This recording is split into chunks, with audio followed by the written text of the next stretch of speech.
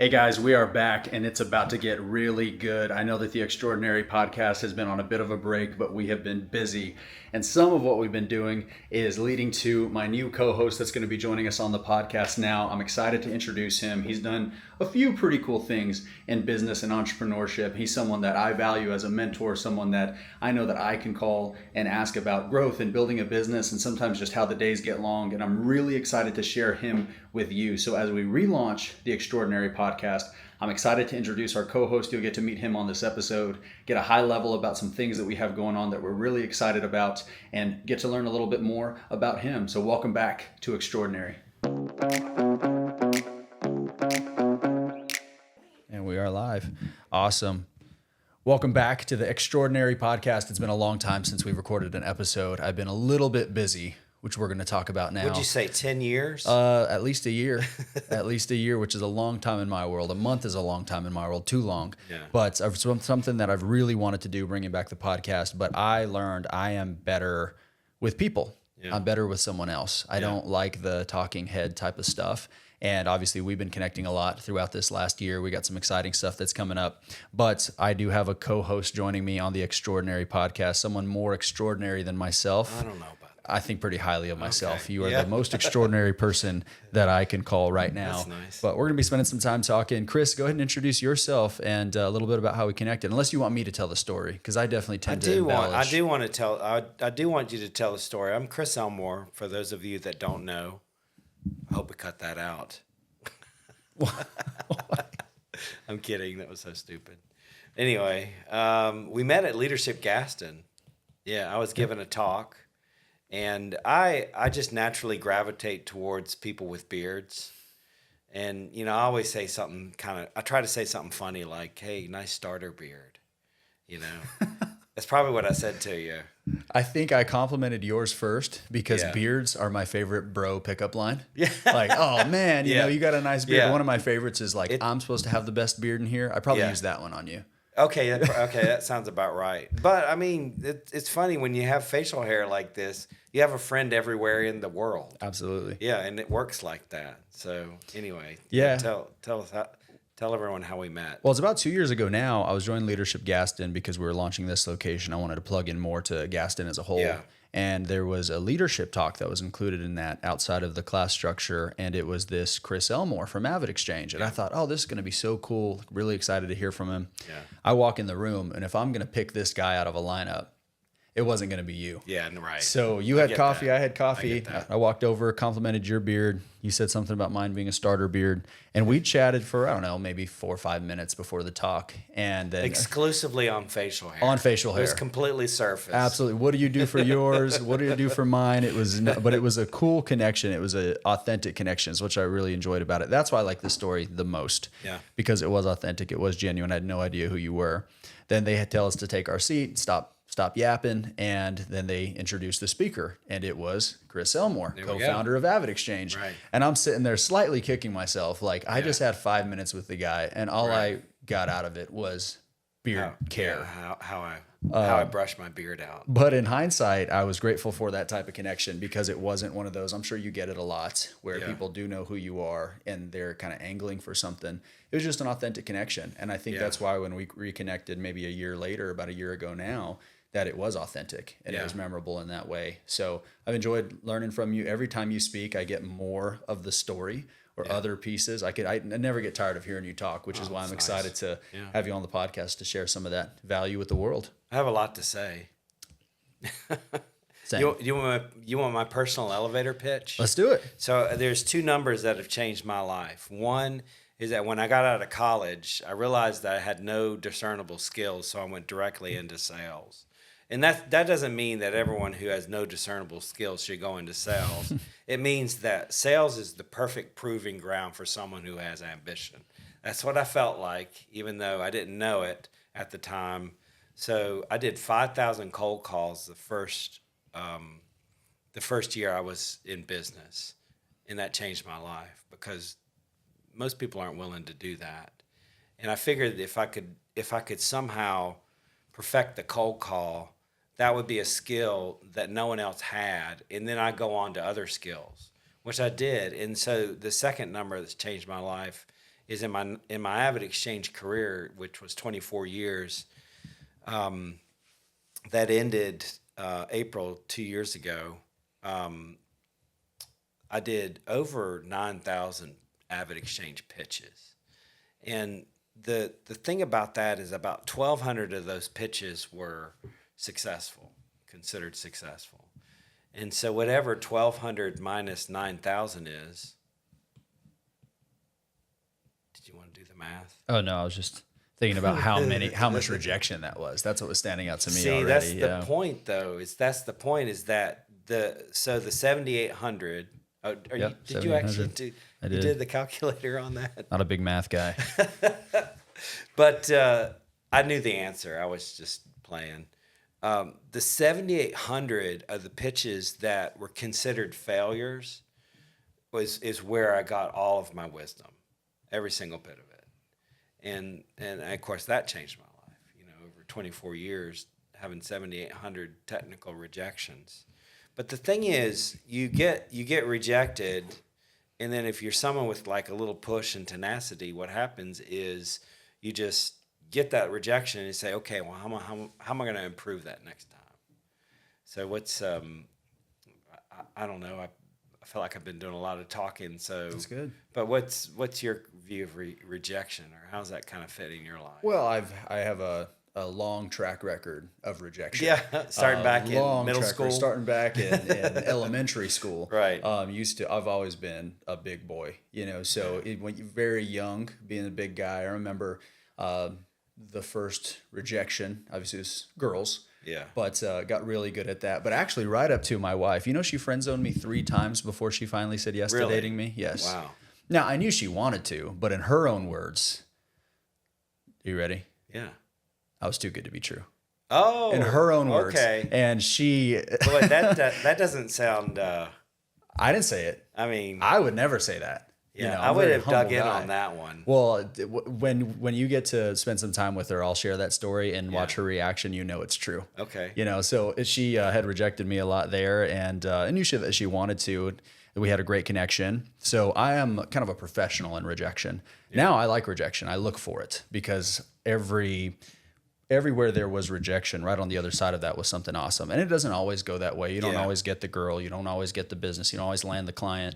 But it's always leading to something better, including this place. It was 2 years of rejection of, you can't sign that lease. You don't know what you're doing. You don't have the capital. You have, the credit score to finance a ham sandwich, like none of it. But at the same time, it kept me going, and it makes me more grateful for where we're at now. But sales is an interesting one, talking about the cold calls, because I think there's a lot to be gained from there. A lot of character that's built through a cold call. That's almost 100 cold calls a week in your first year. Yeah. Did you come out of the gates hot like that, or did it take some time to build up that muscle? Well, the backstory to it is I had like, I don't know, 4 or 5 different attempts at selling. I sold life insurance, and I was terrible at that. I sold temp services, and that wasn't that good. And then I sold direct mail advertising. Every little bit, it got a little bit better. And then that's when I met Mike, the CEO of AvidXchange. But he was starting a company called CareerShop.com in the bonus room of his house. So when I met Mike, and Adele and I were getting ready to have our first child, and I was a little older, and so with that whole thing, a little older, a little more mature, and then the fact that a baby's coming, is I had to really kick it into gear. There was no more opportunities or chances for me to just kind of mess around and find myself. And so I promised myself when I met Mike, I said, no matter what, I'm not going to quit this job, because my previous jobs, the managers were all messed up. They were. Why do you laugh at that? Yeah, they were the problem. Yeah, exactly. And I was the only consistent in the whole thing. So, blame my managers, blame my situation. But then I said, when I met Mike, I said, no matter what, I'm just going to stick with it. I'm not quitting. And I said, the first thing I need to do is get my arms around this cold call thing. So, and we had telephone books then. There was no internet. What year was this? To speak of. It was 97. And so there was no so I was getting leads out of the paper. I was getting leads out of the telephone book. He bought this CD. I was cold calling out of this CD. And so the long and short of it was, so to back to that's a long-winded answer to say this, is that what the cold call did for me, it did two things. And I'll tell anybody that can listen to me, is that the first 200 of the 5,000 were awful, just terrible. The first call you do is the worst call you'll ever do in your life. And so what happens is, what's the typical track? You do one, it's the worst call of your life. You do two, it's the second worst call of your life. You do three, it's the third worst call of your life. And then what do you do after that? You quit. Yeah. That's usually what happens. They don't get past 4, 5, 6, or 7. And so, and it's miserable. It's awful. It's just as bad as you think it is. But the first 200 are terrible. And you're just trying to find your way. After that, it's actually pretty good. Because here's what you learn in the first 200. The first thing you learn is you get a really good elevator pitch. And it's the kind of pitch that people, by the way, I want to give you a, kind of the purpose of an elevator pitch, because a lot of people get this wrong. The purpose of an elevator pitch is not to explain what you do. The purpose of the elevator pitch is for them to react in one way only. Is that you give your pitch and they say, how do you do that? That's the entire purpose of the elevator pitch. Some version of how do you do that? What are you talking about? That can't be true. Something. It's got to be so provocative that someone wants to continue to talk with you. And then after that, I always tell people, well, don't explain it to them. Set up time to go through it. Because now what you've done, the purpose of the elevator pitch is to qualify for interest. You found someone who's interested, but you don't know if this is going to work for them or not. And that's another conversation. So that's the purpose of the elevator pitch, is to get, go ahead. Where do you see early entrepreneurs get that wrong? And they're just so desperate to set the meeting or to get the deal that they don't have the patience to, all right, I got them. I have their interest. That's right. They're curious. I'm going to set a meeting now. A lot of entrepreneurs don't understand there's steps and there's levels. I call them gates. And so there's gates that a prospective customer has to walk through in order for them to be able to do business with you. And the whole nature of selling has changed. I'd love to get into this maybe in a future podcast, because the internet is viewed as the system of record. It's like we're all information is stored. And I tell people that if you're a salesperson, if you're an entrepreneur, and you know as much as what's on the internet, you're completely useless in the middle of that transaction, because they could just go to the internet and get the information.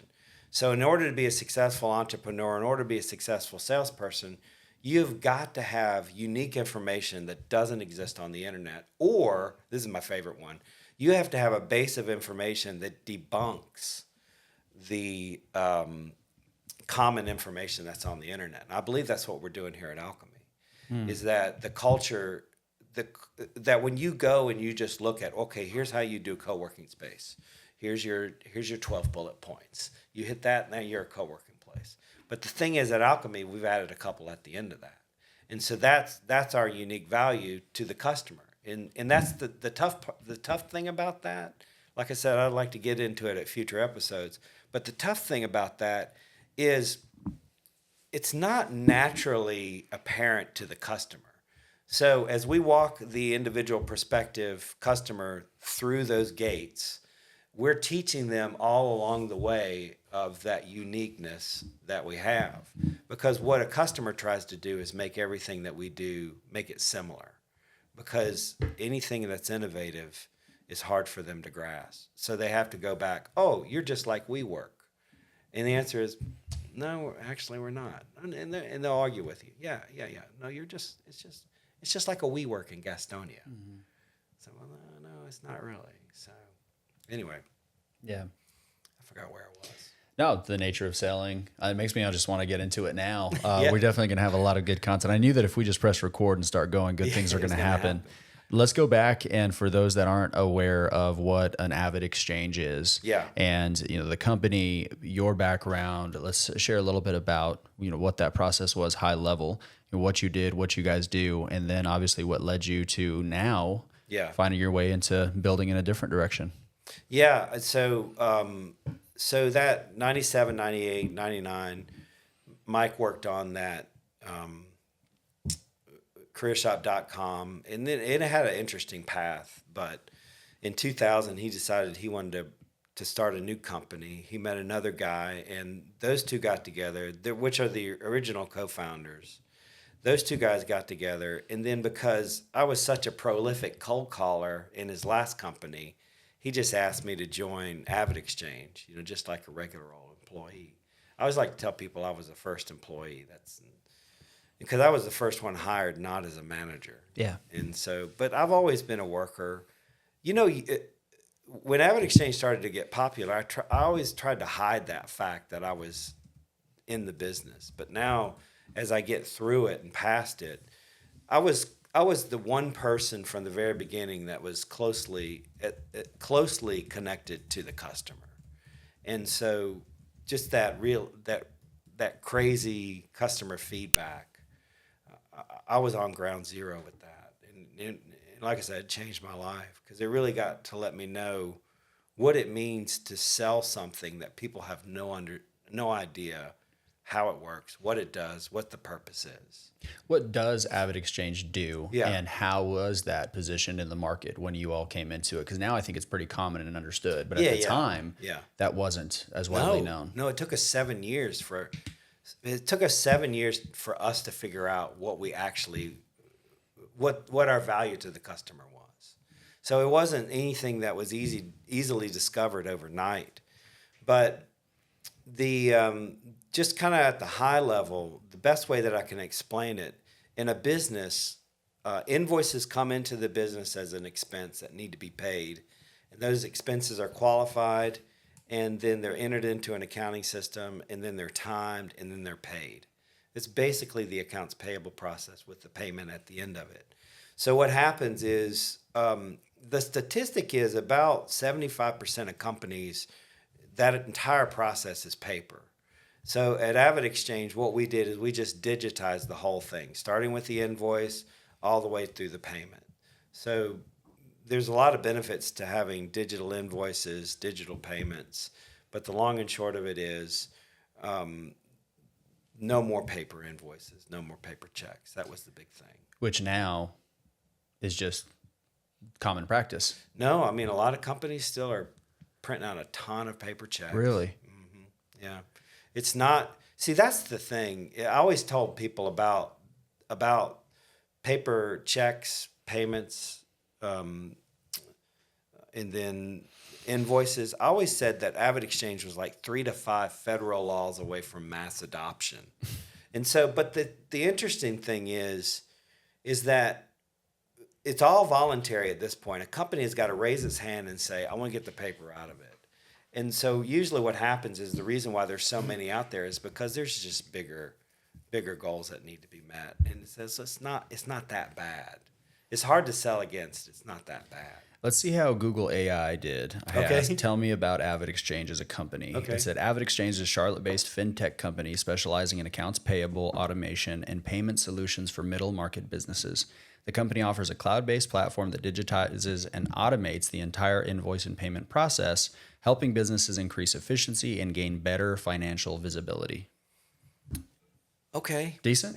Yeah, I Decent? mean that's what it does. But if you were just to read that to a CFO who has a bunch of paper,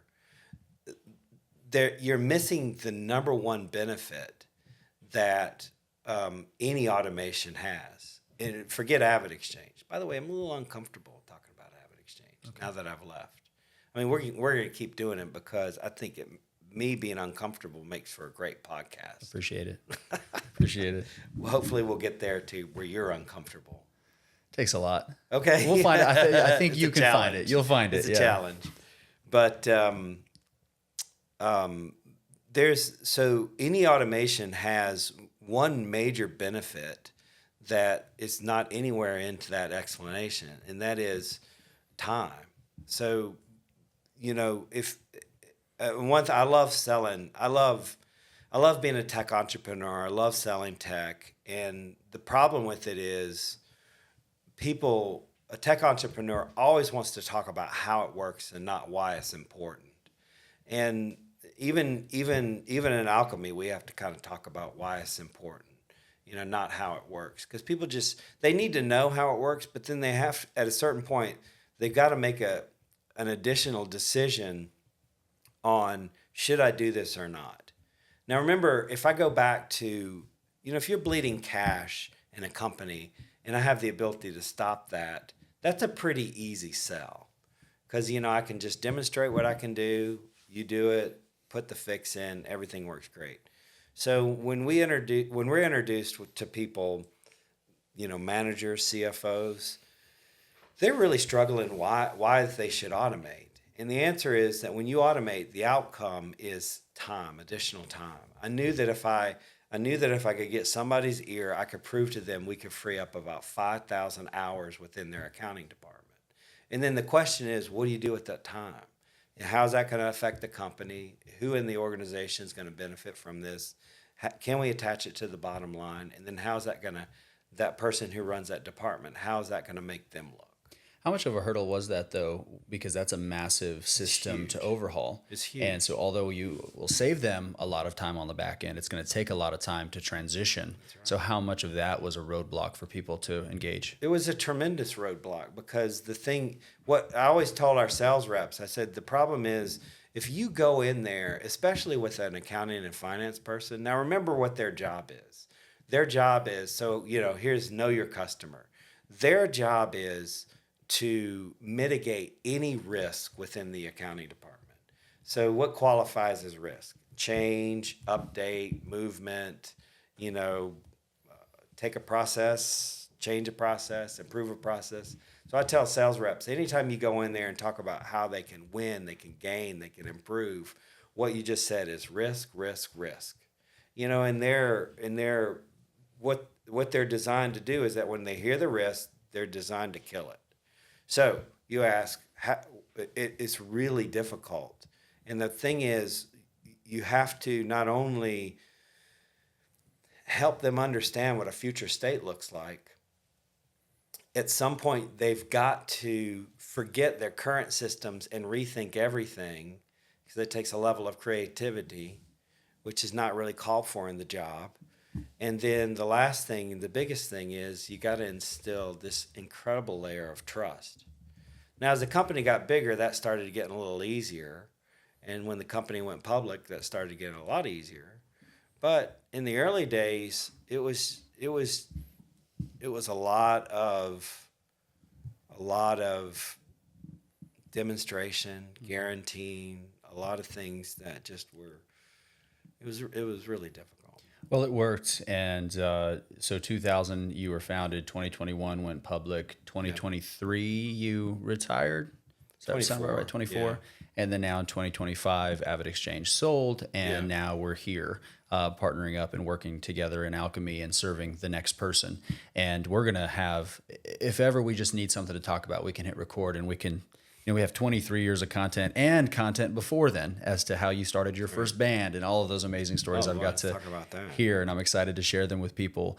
Let's talk about what brings you here today. That will get into some of the things we can announce and share that we're going to be doing together, and ultimately the value we hope to add to people, not how it works, but why it's important. Yeah. And I tell you, honestly, I'm here today because of you. How does that make you feel? Great. Yeah, it's all about a relationship, someone I can trust with something that I think is that's real valuable to me. But we're about ready to find out if it's valuable to the rest of the community. And that is, I have what I consider, so I have two bases of information where I've gotten my experience and wisdom. One is at AvidXchange, well, maybe three, but one is at AvidXchange, 24 years as a tech entrepreneur. And then the other is I taught at UNCC for 10 years. I had a couple of years at Queens too. So I've been an adjunct professor for 10 years, tech entrepreneur for 24.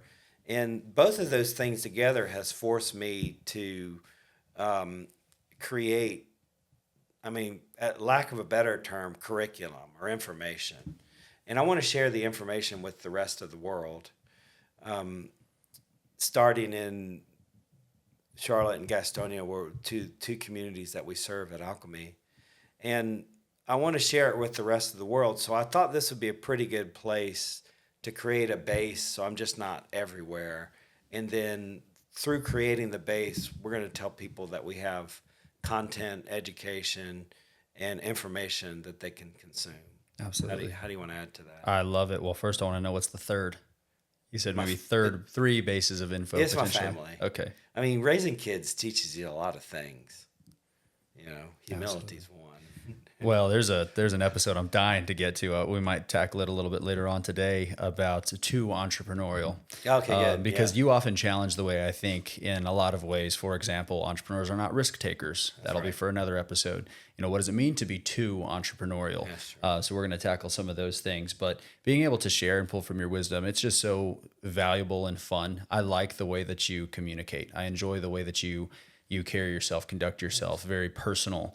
But it's backed with so much wisdom that it's engaging. So I would have loved, maybe if you were a professor anywhere near me when I was thinking about college, I might have actually finished. I got high ratings. I got really high ratings, which, that would have been great. But I think your path is probably pretty good. So yeah, it worked out for the better. I do have an episode I've been dying to tackle, and I think you're just the guy to do it, to talk about the difference between education and schooling. It's been sitting in the hopper for me for a while, so we'll tackle that. What we're going to be doing on the Extraordinary Podcast now and for the Alchemy community is we are going to, like Chris said, be sharing curriculum, information, wisdom, experience, and I'm big on continuing to surround myself with people that have gone further and done more than I have and continue to challenge where I'm at. So I'll be as much a student. I'm just grateful that I'm the one that gets to be the conduit to more people, but I'll be there burning up a notebook like I always do every time you speak. But we are introducing co-hosting the podcast together. So weekly, monthly value, and we feel inspired to hit record, but also Alchemy sessions. Yep. Let's talk about Alchemy sessions and kind of your path without having to share any names. Why would you decide to host Alchemy sessions within Alchemy? Because you have these backgrounds with colleges and schools and you could create your own platform, but why Alchemy? Well, and so when we do the podcast on school versus what did you call it? Schooling versus education. Yeah. Okay. We'll get into that a little bit more, but I felt like I had gone as far as I wanted to at UNCC, and I loved the place. It really gave me my start. But just to answer the question directly, is I wanted to find a place that I could connect with anybody that wanted to learn it, and not just college students. So that's, my hope is that this is going to go out and attract just anybody who maybe is in a job that wants to change, or anybody who has been working away at their entrepreneurial effort for a couple of years and needs a little kick in the pants, and anybody that, I would love for students to show up here. But I think that the long and short of it is I wanted to cast a wider net than just people who were in the education system. I feel like Alchemy naturally has a audience that it's obviously going to be more encouraged and find more value in your work than college typically does. Yeah. Because entrepreneurs, some of the best entrepreneurs I met didn't really have much of a background in traditional education or college. Yeah. So I appreciate you aligning with us in our vision. I've always had this thought process of challenging education. We're challenging co-working right now. Yeah. Maybe at some point we'll actually challenge education. But I was a terrible student. I couldn't sit still. I was always rambunctious, always getting into trouble. My wife's a teacher, and she talks about her children that need a little extra attention. Mm-hmm. And I can't say anything because I know that I was absolutely that kid. Mm-hmm. But a child like that doesn't learn traditionally. They're put in this box and they're made to fit this box, or they're outcasts. They just don't learn. They don't get it. They won't pick it up. So I want to one day challenge that for the time being now, for those that are building their business, being able to give them great content. And again, you can find it on YouTube. You can find that anywhere. But within Alchemy, not just being the space, then the culture, then the resources. That's always been the vision. is create great space, fill it with great people, the culture, and then add the resources that say, if I just get to Alchemy, I could be pre-LLC, which we've had a few people do now. I'll be pre-LLC, but if I just get in those walls, my dream will become reality. I'll absolutely learn. And that's not to say they won't fail, and we'll be there to pick them up, but they can make it happen here. Well, if they fail, that means they're doing it right. Absolutely. And I see you being such a huge part of that. Yeah, so we're going to be introducing Alchemy Sessions. Alchemy Sessions are going to start October 2nd. We're going to do one a month for the rest of the year, starting in October 2nd, November 6th, December 4th, over at Alchemy Charlotte. And you will find more information about that here soon in the next coming episodes. But I'm really excited. I think it's a step one into this partnership and being able to share all the value, all the wisdom, and all the coolness that you have to offer the world. Here we go. Absolutely. Let's go. Anything else to add to that before we go? I have one last thing. Yes, sir. Because I had mentioned there were two things that you can learn from cold calling. And we got to one of them, which you can create a genius elevator pitch. But I'm glad we're ending on this is because the one thing that cold calling taught me more than anything is how to build rapport instantly with people. You have split second. And I'm happy that we're landing on that at the very end because that's really the difference between a successful entrepreneur and a successful salesperson is to have them have the ability to read the room, understand what it means to interact with other human beings, and then kind of get out of your way and start thinking about how you best can help them. That's it. Perfect way to land the plane. See you all in the next one.